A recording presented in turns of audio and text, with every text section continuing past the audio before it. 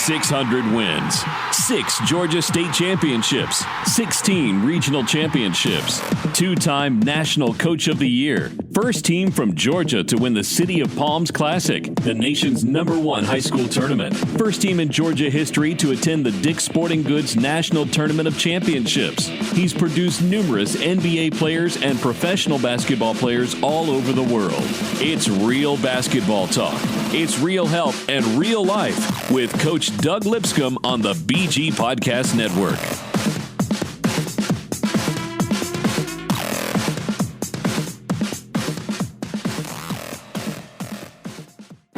Real Life Basketball is brought to you by the all-new 2018 K900 at Carriage Kia of Woodstock and Gainesville. Buy your new K900 from Carriage Kia and we'll fly you in or come pick you up for delivery. Visit CarriageKia.com 24/7, 365 days a year. For America's best deal on the K900, call Chris Stanford directly at 1-866-333-2122. That's 1-866-333-2122.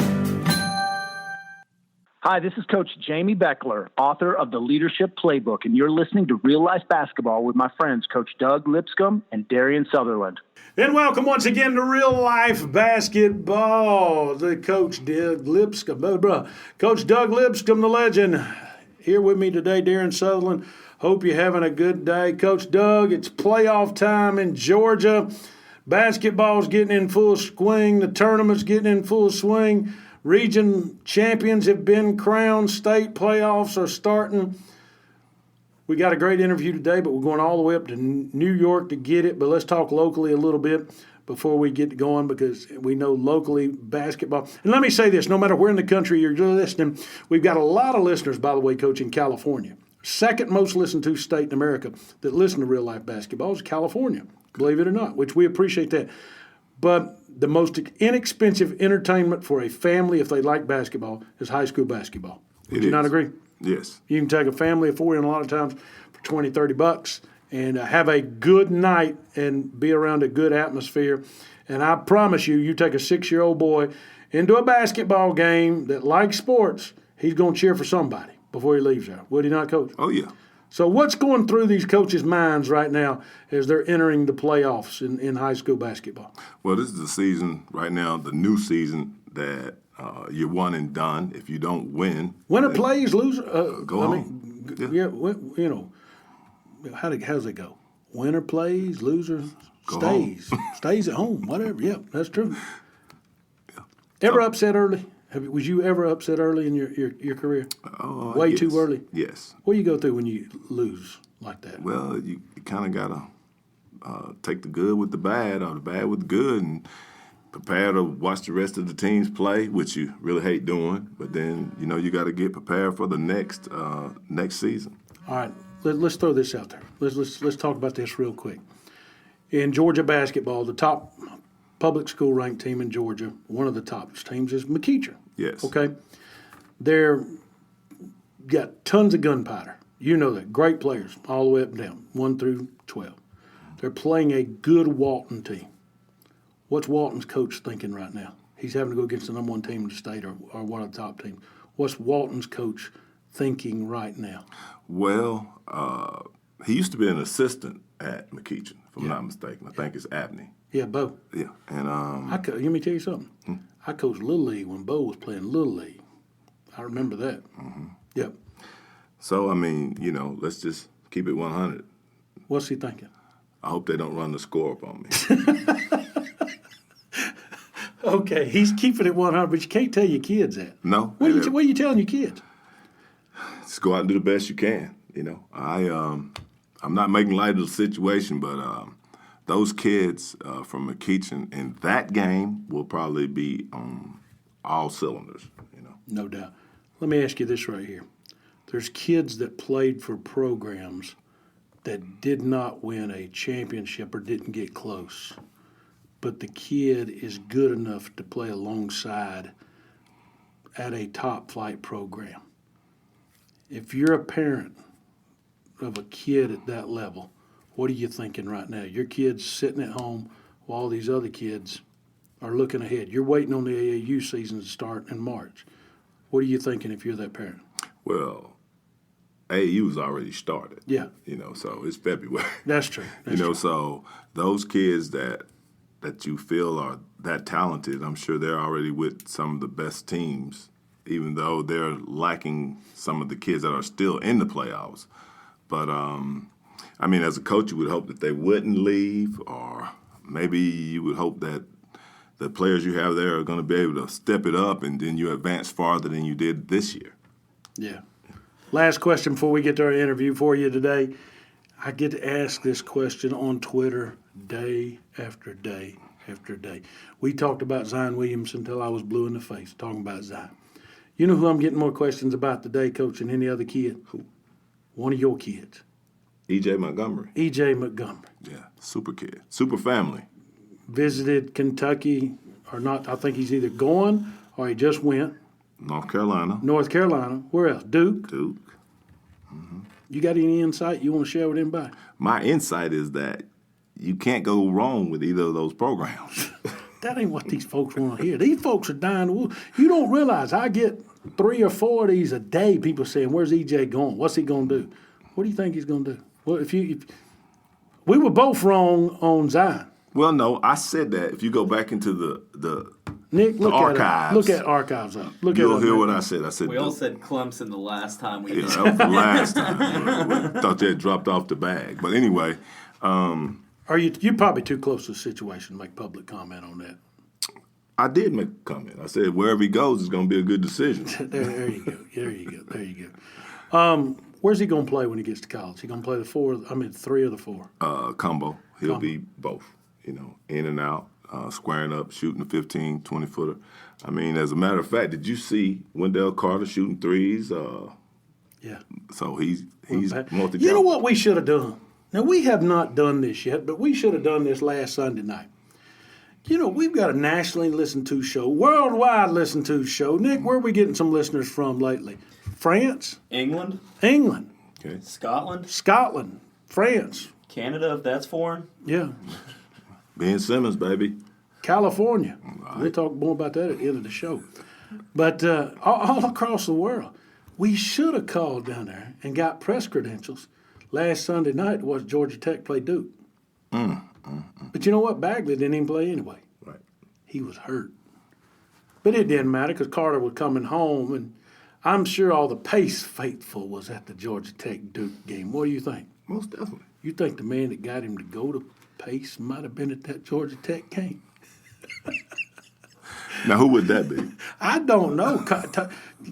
We had a private school coach at another school tell us, I ain't even going to go there. We're just going to leave it there. We're going to leave it there. We keep it real, but sometimes we got to keep what's behind the curtain, because if we don't, we won't be able to bring these great guests to you and that sort of thing. Hey, this afternoon, doing a great interview with Dwayne Tiny Morton out of Lincoln High School in Brooklyn. Is it Brooklyn or New York City? Which one?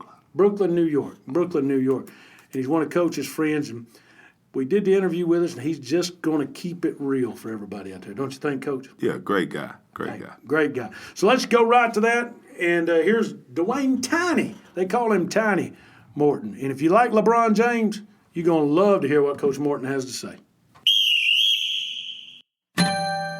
Come see the Carriage family and experience the Carriage difference.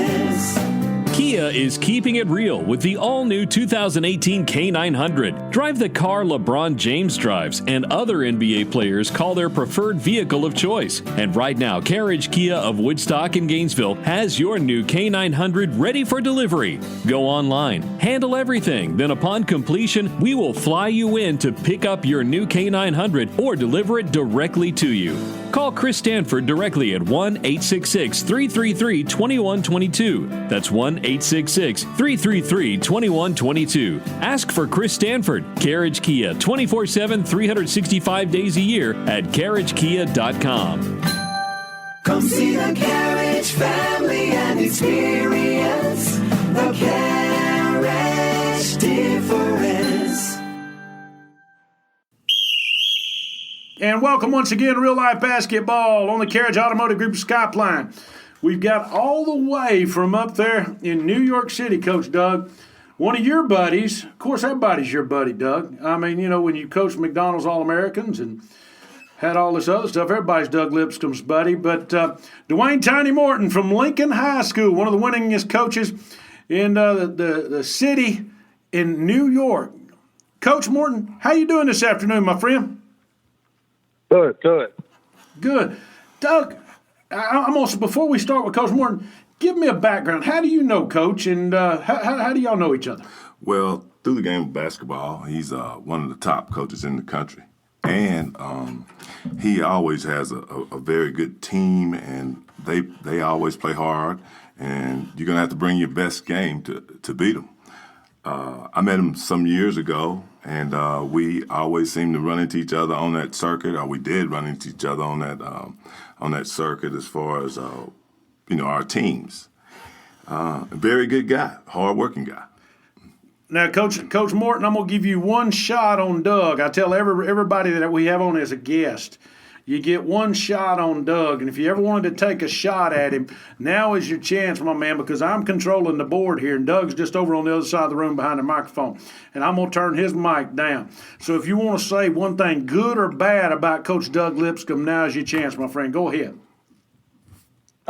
Man, the guy who has a gym named after him, I can't say anything bad about that, man. Put in a lot of hard work. Man, you're too nice, Coach. You're too nice. But anyway, did you know he plays ping pong, by the way? We don't want ping pong? Yeah, do you know he's a ping pong champion? No, I didn't know that. Wow. I mean, we had, of all things, okay, we get Sharif Abdul-Rahim on with us a couple of weeks ago. And we're asking Sharif, what's your most memorable moment about the coach? And he starts talking about Coach Doug playing ping pong and how good he was at ping pong and how nobody could beat him at ping pong. And he was so good at ping pong that Sharif said that him and Steve Smith, when they were playing in the Olympics in Australia, had to go watch the Asians play ping pong just to see if they could beat Coach Doug. So, I give Coach Doug a hard time about that. Hey, Tiny, he don't realize most of us grew up at the boys' club, so that's where we got all our action at, Exactly. That's what's up. Hey, Coach, tell us about Coach Tiny Morton. Give us a background on you, my friend, for those folks around the Southeast and the West Coast and all across the Midwest that do not know about Coach Dwayne Tiny Morton. Well, the coaches is just as good as the players are. So a lot of people probably know about the players that have coached more or less than know about me. So, I started coaching as an assistant coach. That's when Stephon Marbury was around, killing everyone on the basketball court, rather. Yeah. And then I coached probably one of the first high school players to the NBA, Sebastian Telfair. And then I coached Lance Stevenson, who also went to the NBA. And then I former NBA players as Isaiah Whitehead. So a lot of guys around the country probably know my players, more or less know who I am. Well, I'm telling you, every time we played you, Coach, it was one of those players on the team, and they were putting in work. Mm-hmm. Well, you guys being from the Atlanta neighborhood or area, I grew up playing against guys from Atlanta, and to me, you guys play just as hard as us. What? Or harder. Coach, what's down here in the South, okay, and especially being in the Atlanta area, there's a mystery and a mystique about New York City gym rat basketball. Whether you're better or whether you're not, there's always been that feeling that up in New York, they play a different style of game. Is that true at all? I mean, we see, I think my influence of New York basketball comes from watching Pat Riley and John Starks and Patrick Ewing and, playing very physical. And then we see your former player, Lance Stevenson. He don't take nothing off even the king, LeBron James, when we're watching him in games. What is the difference? If you had to put your hand around it, how would you describe New York basketball compared to the rest of the country? Well, today's New York basketball, you have to get lucky and get one of those parents that came from our era, and that parent had to transform his kid to be one of those throwback New York players. Like you said, Lance is one of those guys that had a parent that understood the grittiness of playing basketball in New York City, so he took that around the country. The present New York players are not as gritty or tough as it used to be. So, me being able to travel the country and playing and coaching in the AAU scene is kind of level off. I mean, I don't think there's a big difference between the way these guys are playing in the South and these guys are playing in the West and the East. It's really leveled off. Is that? Do you think that's good or bad for New York basketball? Well, it's good and bad. I mean, it's good in the terms of the marketability is still here in New York City, so it's not hurting us on that side, but it's hurting us when it's the finished product is not competing as well as the other guys are competing. How'd you get into high school basketball coaching, Coach? My junior year in college, Stephon Marbury was at Lincoln High School as a junior, and he watched me play in the neighborhood, so he knew I was finishing up college, so he kind of wanted me to come sit around and watch him play in high school. So that and me being qualified to be a teacher led to me coaching the year he graduated. Nice. If Coach, I was just sitting here thinking Stephon Marbury. Now, Coach, that tight with Stephon Marbury, maybe he'd get him a job, but you ain't coaching high school right now. And Coach saying he ain't playing gritty and tough up in New York like he liked once time. Maybe get y'all a job over there playing in China, coaching in China. Would you do that, Coach? Would you go over there to China and coach with Coach Lipscomb? Oh, wow.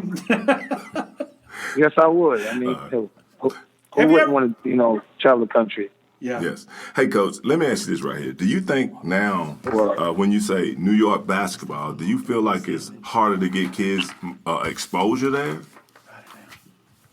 No. I think exposure is going to always be in New York City because, the fact that it's New York City and the sponsors is always going to be around here. It's just the fact that it leveled out so much or, 15, 20 years ago, we had, the shoe companies were well organized where we had the top talents in one place. So the fact that the top talent is not in one place, it's kind of hard to see who's what and what's what until they really get in college or the NBA per se. Mm-hmm. Well, tell us, Coach. You've coached several kids on the NBA level, and Mickey D's. Tell us what you feel about those kids. What separates those kids from your average kids? Those kids are just most of those kids are groomed to be tough basketball players, and most of those kids have goals and dreams a little earlier than most, and most of those kids like competition and seek playing against top players. And that's why, most guys from the McDonald games make it to the NBA because they constantly play against top competition, which, the NBA is about. Mm-hmm. Yeah. Well, Coach, listen, I've been in the same boat with you, but I want to hear it from your analysis. When you produce such good players, do you feel like that also puts you under scrutiny to be criticized, like you got to be doing something illegal when actually you're just a good coach? Oh yeah, definitely. Everybody loves a winner, but I think that's a false statement. Everybody's also trying to bring down the winner. So yeah, I think it hurts and it helps, but as long as I'm doing the right thing, in terms of the kids and making sure all kids get treated equally as well as the top players, it doesn't really bother me when guys attack us.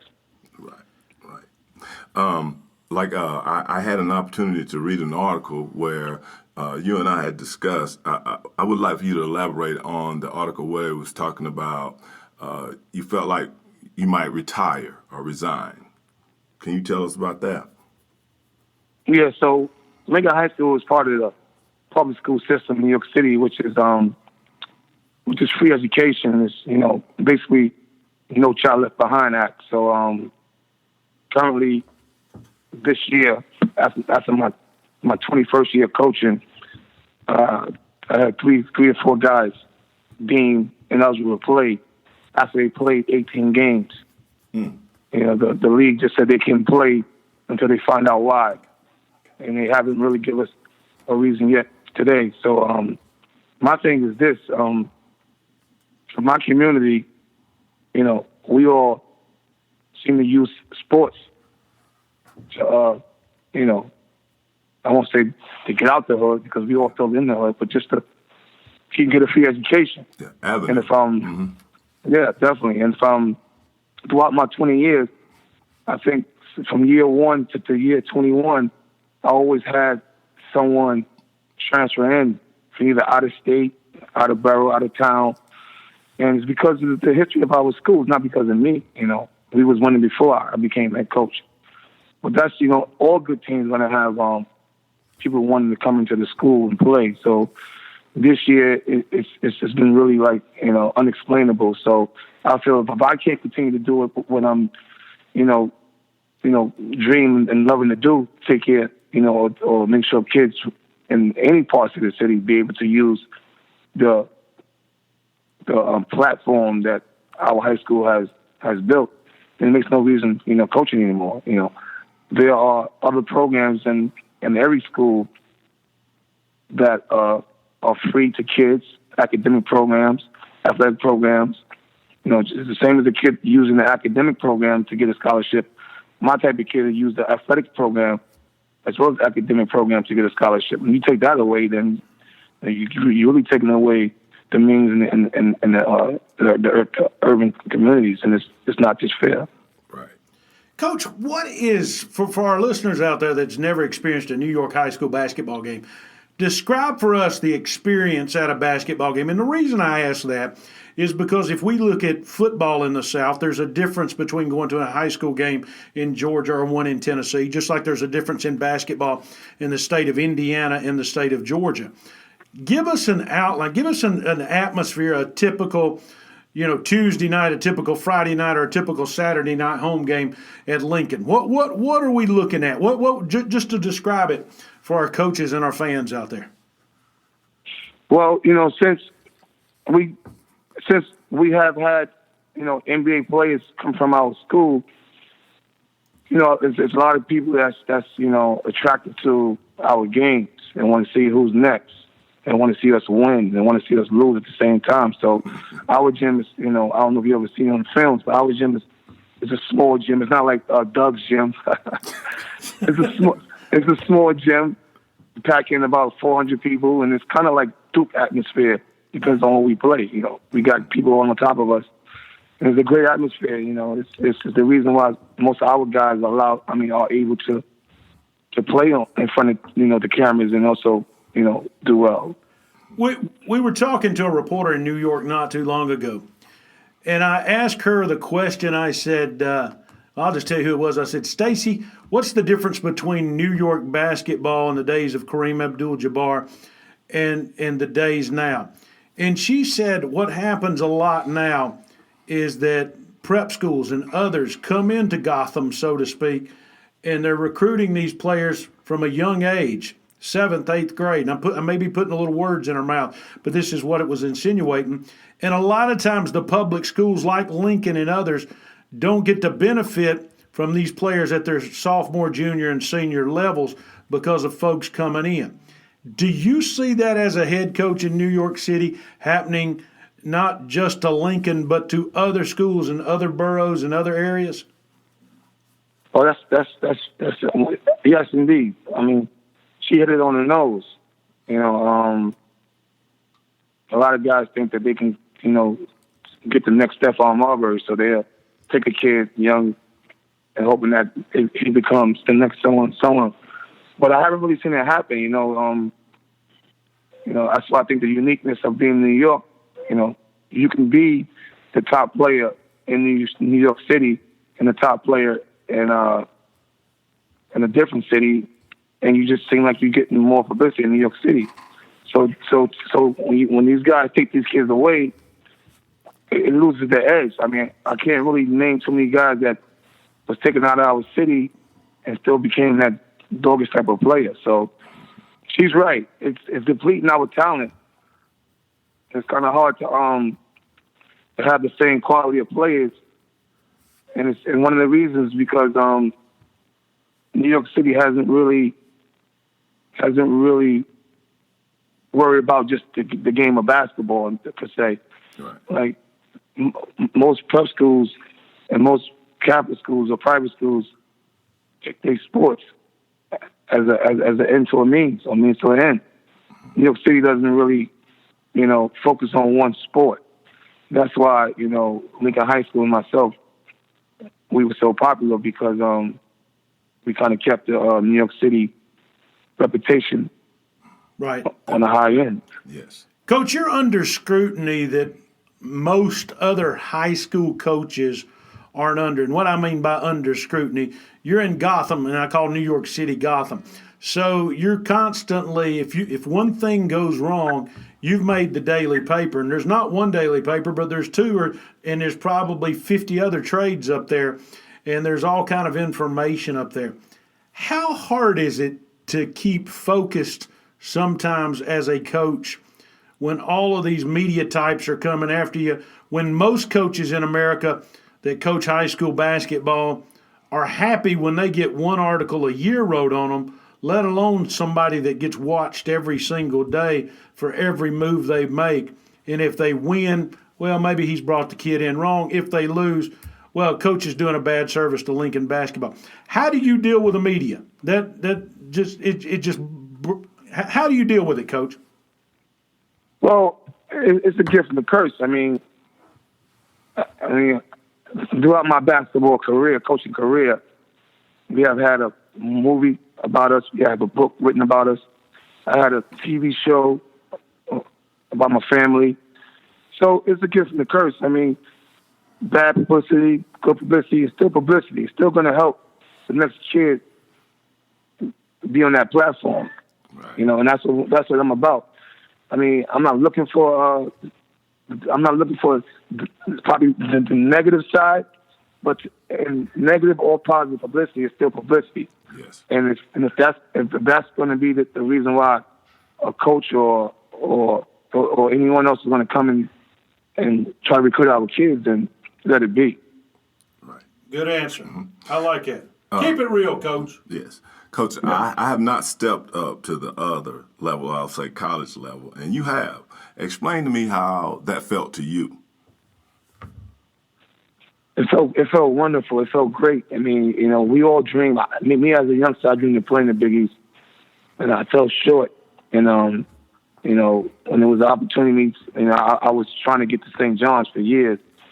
It didn't happen, but when there was opportunity to get to Seton Hall, it was great. I only went there for 1 year, but one of the reasons why I left is because in New York City, I got 25, 55, so I got 2.5 more years for my 25 years. So I kind of wanted to come back and finish my 25 years and then maybe explore college again. But that 1 year was a major learning experience for me. It's not easy being a college coach, but it's not hard being a college coach.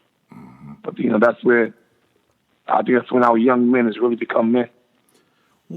Coach, you was at college for what, a year, 2 years? I don't. 1 year, and you came back to Lincoln. Now, for those that aren't out there, you can Google it, folks, and find out why he came back to Lincoln. But would you tell everybody out there why you felt it necessary to come back to Lincoln? Well, I came back for personal reasons, really. Like I said, I was close to my 25 years of teaching. So once you get to 25, you can play around. Smart man. So that was one of the reasons. The other reason was that I didn't think I was needed. I moved on with 3 players, and I was more or less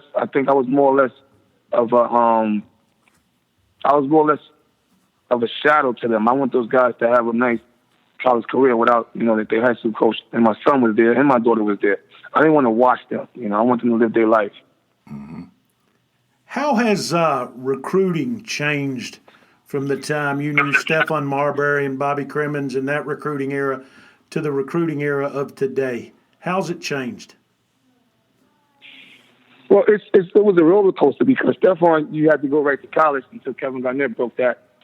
And then Sebastian era, it was about leaving high school. Then it changed back to Lance era where you had to go back to college. So for me, it was a roller coaster. It went from having, college coaches in the gym to NBA coaches in the gym to, not a lot of coaches in the gym because you couldn't really single out who's the top player because the shoe companies, didn't get along the way they used to get along. It's all over the place. So It's hard to see where the next player is at. What was the we know how Stephon ended up, and he ended up at Tech. Describe for us the recruitment of Sebastian Telfair and his decision to go straight to the NBA. What was that like back then? Because that was all new, back in those days. Yeah, it was new. It was new to me. It was new to Sebastian, but it was kind of like what we call a wave. It was kind of like what the recruiting was. Like we did a lot of research on the schools that he was looking at, and we did a lot of research on the chances of him not even going to high school. So it wasn't like it was a spur of the moment decision. So it was kind of probably one of my most important and stressful times of my young coaching career. Mm-hmm. Because anything go wrong, I just went against my beliefs. A kid not going to college, right? But he spent 10 years in the NBA, so I mean, I don't think I did anything wrong in terms of being on the side when he was making that decision. Does he have a relationship with Lincoln and you guys today? Oh, definitely. Nice. Definitely. Always good to see players give back, Yeah. Coach, let me ask you something. When you say you were an intricate part, of course, I know that, and you've always been involved with all your players. But let me ask you this right here. Do you see it being beneficial for the ball kids right now to go to Lithuania and play ball there? And with the way that the United States is, that they're going to be able to come back here and be in the league and play? I mean, like G League, NBA? I mean, it's a man's. It was one part of the decision. I mean, if this kid was playing tennis or was playing or any other sport or wasn't playing a sport, no one would interfere in the decision making. I just think that some people don't realize that the NBA is it's association where you got 30 or some individual that owns companies. I don't think people understand that these are human being companies, and they can make their decisions in the way they want to make it. Like it's not a blueprint that you have to be in the NBA. A lot of people don't understand that. If this individual that owns this company don't want you, no matter how good your talent is, they're not going to accept you. And a lot of people don't realize that. Like we as a culture don't realize that the NBA don't have to take us. I mean, obviously, they need some of us because it's a money making business. But as a whole, the NBA, is a business. Yes. And they definitely proved that when you looked at the Cleveland Cavaliers and they said, well, let's revamp, let's put some new wheels, tires, and a paint job and everything. Well, you brought up Cleveland, Coach, so I got to segue over into this. Tell me, Coach, what's going through your mind when you're watching it either live or on ESPN, and you look up there at the court, and you see Lance blowing in LeBron James' ear. Keep it real. Tell us what you were thinking right there, Coach. I said that's Lance being Lance, Yeah. It's great to see certain players, that make it to that level, continue to play the way they play. I'm not saying that was a positive thing to do, but that was just Lance trying to get an edge, and he did that. He did that in junior high school. Did that in high school. I was kind of happy that he felt comfortable enough to play his basketball like he's playing right now. Yeah. Our kids get to the NBA, and and try to fit in. You know, you got there for a reason, so you might as well stay who you are. Exactly. Well, here's from the fan perspective, as opposed to the coach's perspective, what I'm thinking. I'm thinking, he's done got the LeBron's mind. LeBron's thinking about Lance before they even play Lance's team now. And Lance done his job. And as a basketball player, it's mental as well as physical. And mentally, I think Lance is one up on the King right now. What's your thoughts? Yes, I think so also. But, I also think LeBron, he's mentally strong also. But, I think Lance definitely is a vital part to that Pacers team. Yes. Yeah. And what he do is, I'm glad it's appreciated.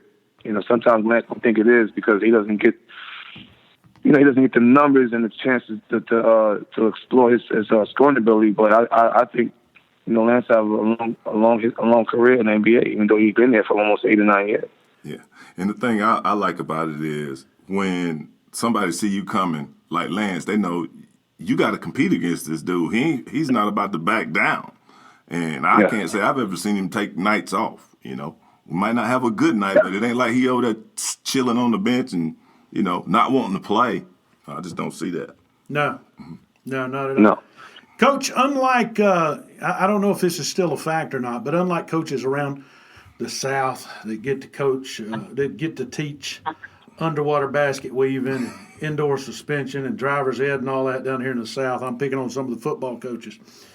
You got the hard route, and you teach math. Is that not correct? Or you did at one time teach math? Do you still teach math? Yes. So you carry a load of teaching math classes plus coach basketball. Yes. When you coming south to take it easy, Coach, is what I'm wondering. Oh, wow. It's amazing you said that because I have a friend that's in Texas, and, and when this friend found out that I was doing this workload, she was like, oh, my God, you come to Texas, you'll sit down in the office and your job will be coaching basketball. That's why, like I said, New York City it's behind, and when it comes to our athletes, that's why our athletes are probably not as well prepared to be a professional like other places. In other places, I go down to Wheeler, I go down to the different schools, and I see my friends. It's really a basketball program where kids start at maybe 4 or 5 years old, and they stay in the basketball program. New York City hasn't adopted that because it's not about the basketball programs. It's not about the sports programs as much as it is about, everything else in New York City. Will we ever see a renaissance in New York City basketball like there once was? You think? I don't know. That's hard to tell. I mean, it's got to. I mean, I just think that it has to be a bunch of coaches or people in power that's going to really care, really take the sport as it's a profession like other states are taking. We take basketball as an extracurricular activity. Guys in the South take it as, a profession. Yes. No doubt. Because, Doug, growing up, and you grew up in Gainesville, Georgia. Doug grew up in chicken capital of the world. Yeah. When you thought New York City, when you were a kid, did you not think concrete jungle, outdoor playgrounds, chain link fence, chain basketball nets, and people just playing 24/7? That's what the image is down here, Coach. That your guys are playing ball 24/7. And what you're telling us today is it ain't all peaches and cream like we kind of envision it. Let me interject on that. Coming from the South or growing up in the South, we played believe it or not, on dirt. Well, I know, and then we came to the asphalt as well. So we were getting the best of both worlds. Yeah, but you understand what I'm saying. You understand the imagery I'm talking about. Most definitely. So, 400-seat gyms. You ever got to play in the big one in the Garden, Coach? What's that like? Well, yeah, we played in there for the championship. I mean, it's a highlight of most of my kids' careers. Most of the kids don't get as close to playing in an NBA arena, so that's important to us. That's important to the community, That's probably one of the most important things that the public school provides. The championship is playing at Mansfield Garden. Yes. But in terms of the thing you just said about the imagery of being in the parks all day, all night, no, that's not New York City anymore. Do you wish it was? I wish it was. I wish it was. I wish it was, but it's just changed, Well, I've often said this. We've saw the Cubs win the World Series. We've saw the Eagles win the Super Bowl. If we ever see the Knicks win the NBA title, will they be a bigger victory parade in the history of the United States of America, Coach? It probably would. It probably would. It probably would. I mean, what do we got to do to get a winner in the Knicks, Coach? Come on, help us out. Maybe they need to put you into coaching. You think you can do that for us? It got to be someone or something that attracts the right pieces, Right. And besides that, it has to be some patience among the spectators also. But someone and something that attract the right combination there, Right. How old are you, Coach? 48. 48, same age I am. Will you or I ever see the Knicks win the world championship in our lifetime? I hope so. You got to keep the faith. You got to keep the faith. Yeah, you got to keep the faith. Coach, I got one question that I always ask my friends who've been on that circuit with me and out there in the AAU circuit and things like that. Do you think, in your opinion, that it is okay for whoever it might be, Adidas, it might be Nike, it might be Reebok, or Under Ball Armour, Brothers. the Ball Brothers as well. Do you think that it is all right for them to set up a contract with a high school coach? I don't think it's possible because there are too many high schools in the world, and I don't think those companies have enough resources or want to single out certain high school coaches. I think they'll lose out on certain players in certain situations if they try to do that. Okay. And not to throw shade on anybody, but we do know that some of the top-notch high school teams are definitely supported by shoe companies. And I like I said, we don't want to call any names out, but we know that. Memphis East. It's very Our team is one of them. Okay. And it was passed down. It was passed down from my former coach, and I think it's great business. I think it's great business, but just like any company, they get a chance to choose who models their product. So you got to be a special team, a special coach, or be in the right place and the right time to get that situation. And I was fortunate to be in the right school at the right time, coming behind Stephon Marbury, definitely helped. Most definitely. And see, to me, you deserve that recognition because you have not fallen off. You've kept your team right where they were when you got there, and you're continuing to be good, consistent every year. Yeah. And so I feel like people of your caliber, and I'll pat myself on the back every now and then. Go ahead, Coach. Me too. Keep it real. But I think when you set your goals so high and you don't complete it, but you continue to do those things, I think it says something that you're appreciated, Coach, and you definitely appreciate it. Yes, definitely. So, Coach, you've mentioned Sebastian Telfair, you've mentioned Stephon Marbury, you've mentioned Lance Stevenson, and you've had a lot of great players there at Lincoln. Has there ever been a player in New York City basketball that you've coached against that you were just like, wow, we get to play him again. I'm excited because this cat is so good, and I look to see where he's going one day. Gary Irvin. He played during Sebastian era. He ended up going to Mississippi State, and then I think Alabama.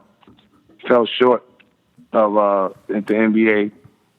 But he was almost a mirror image of Sebastian, and it was just proved that that Lincoln High School platform was just a little bit bigger than other school platforms because I felt that if he was under the same roof as Sebastian, and he probably had a chance to play in the NBA one day. Wow. Yeah. So in other words, it probably, just like in New York, you've got fine art schools like Juilliard where they send the best musicians and the best people in fine arts. Do you feel as a coach that New York public schools ought to take the better athletes and move them to the better programs to allow them to compete not only on a city level but a national level in order to enhance their abilities where they can earn a living as they get in their mid-20s and even early 30s playing a sport they love? I think so. I think it would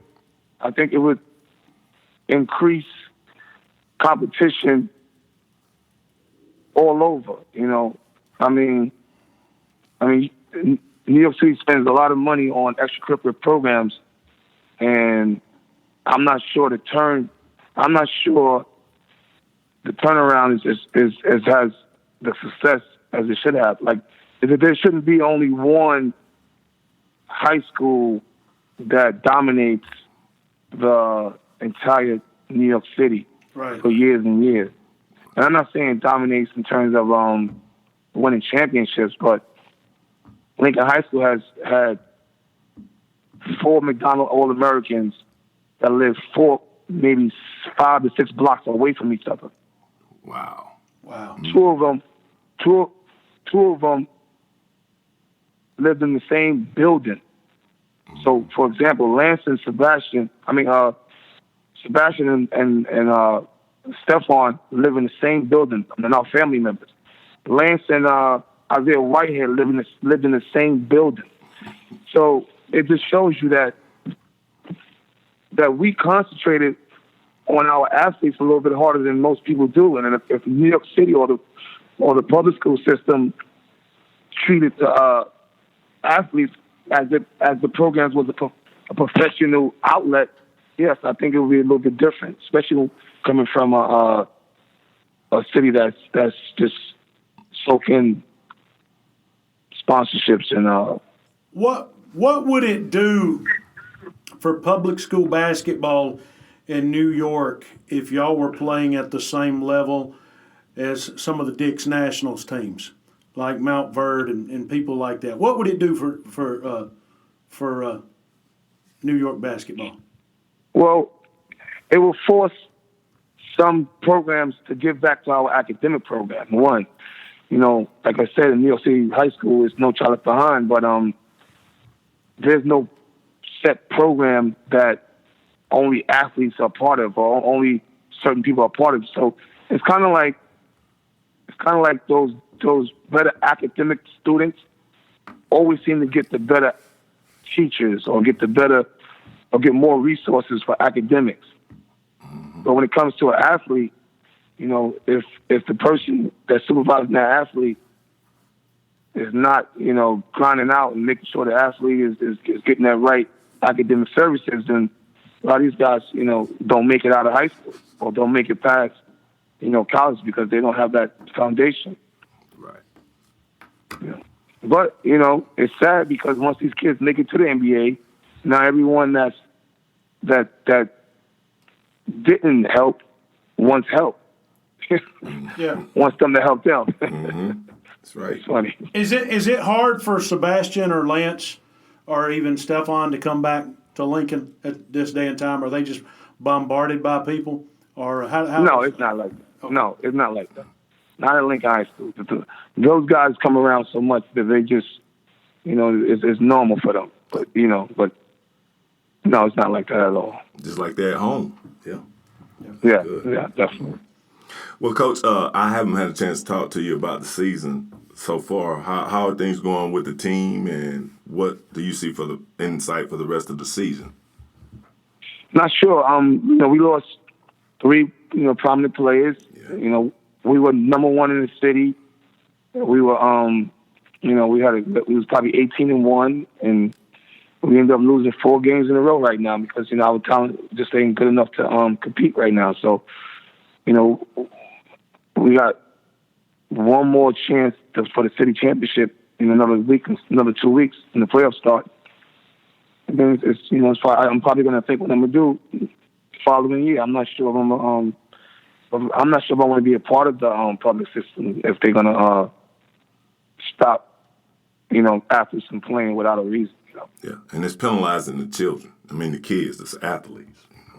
Yeah, the kids, you're right. Mm-hmm. Because here's what Coach and I talk about. We've talked with private school coaches on a national level. We've talked with local high school coaches on a national level. But when we see these national programs, and I'm not going to mention any names, Coach, you know who they are just like I do. They come in and rape the local programs of the top players, and they put them in a basketball-only environment, very similar to the way if a kid plays, like you said earlier, tennis or golf or something like that. Then it's almost impossible, not impossible, but it's very tough for the Lincolns to stand up against a Mount Verde who's coming in out of Orlando, Florida with 9 Division I kids on the team and one that could go in the top 5 of the NBA draft next year. And it puts you guys at a competitive disadvantage. So I appreciate, for one, what you've done for the kids of New York City. If nothing else, the impact you've had on hundreds of lives, and the fact that you've been a math teacher and probably had impact on thousands of kids that never even picked up a basketball. And that's a gift that the good Lord up above is going to give you credit for, whether the rest of the world does or not. So from me to you, never meeting you before, thank you for doing that and working with the kids, and not only being a good basketball coach, but a man that cares about students in particular. And I know what a tough job it is. Know what a tough job it is. Well, Appreciate that. In closing, this is what I want to tell you, Coach.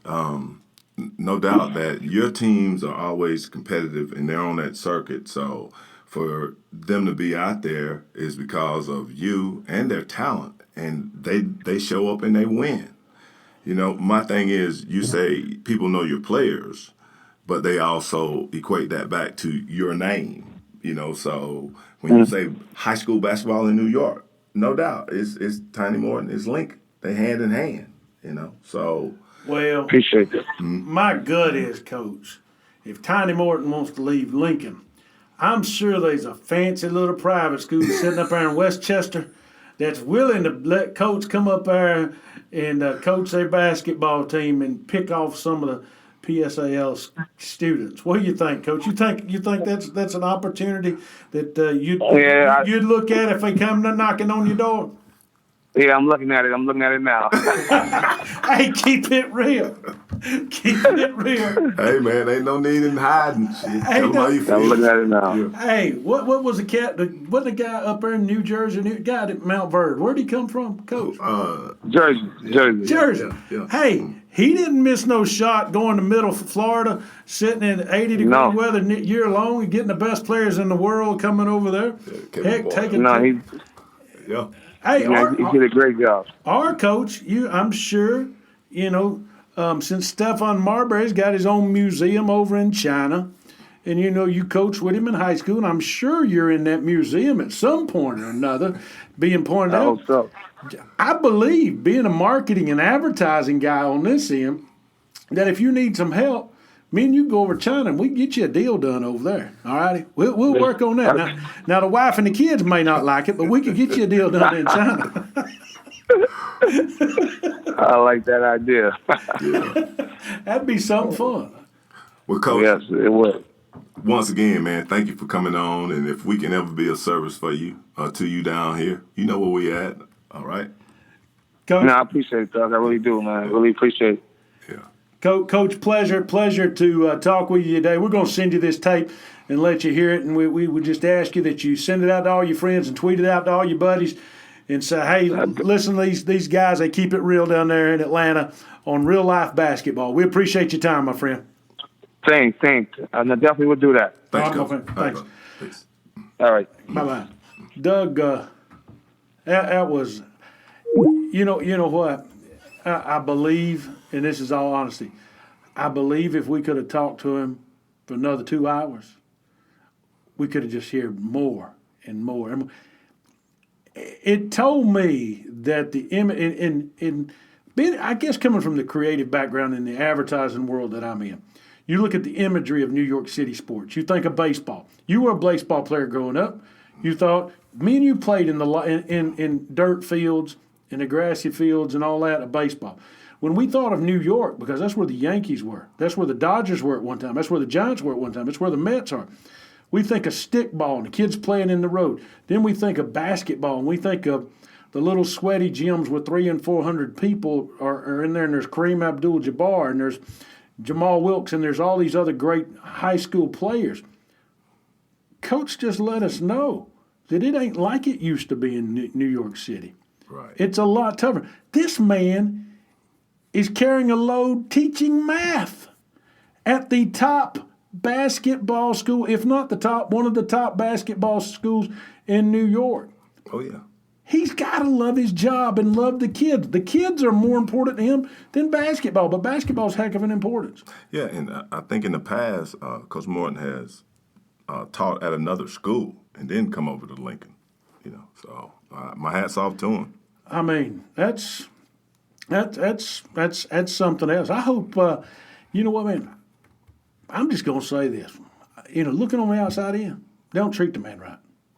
No, and he's an icon. He is definitely an icon. But I tell you, just the mere thought of kids having to get on the train and bus over to, not bus, take the train to subway to school.